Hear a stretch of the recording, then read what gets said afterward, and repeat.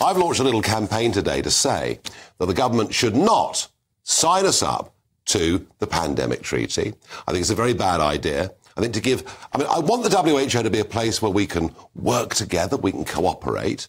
But to give the WHO that level of power would be absolutely mad. Well, I'm joined by Amesh Adalja, senior scholar, John Hopkins Center for Health Security. And I want to make this point, Amesh. I want the WHO to be somewhere we can work together, cooperate, share best practice, be a sort of early warning sign, if you like, for many of these things. But the early days of COVID-19, it looked like they were doing their best to cover up for what had happened in Wuhan. And now they want to grab just this enormous amount of power for themselves. I mean, it was never intended, was it, that the WHO should operate like this? No, the WHO was meant to be a coordinating center where best practices were shared, where people had, as you said, an early warning system.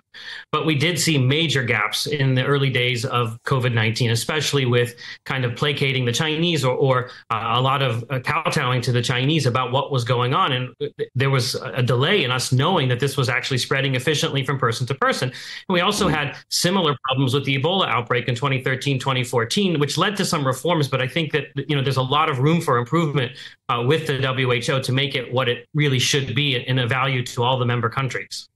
Yeah, which I want it to be as well. Now, look, it's quite interesting that politically, all 49 of the Republican senators have written a letter to Joe Biden saying don't allow this dramatic centralized power grab. I mean, do you see any prospect that countries will just, go to Geneva in a couple of weeks and say you're going too far? I do think that there's going to be a lot of pushback, and I'm specifically concerned about the intellectual property issues that have arisen, because what we know is that intellectual property rights need to be respected, that's how we get the innovative medical countermeasures that help us with the next pandemic and outbreaks. And there's a lot of efforts to try and undermine intellectual property rights, and some of that is in that treaty language. And I think we need to make sure that the intellectual property rights of UK and US and other companies that are going to be providing vaccines, developing them, that's respected. And I think that may end up derailing the pandemic treaty as we see it now.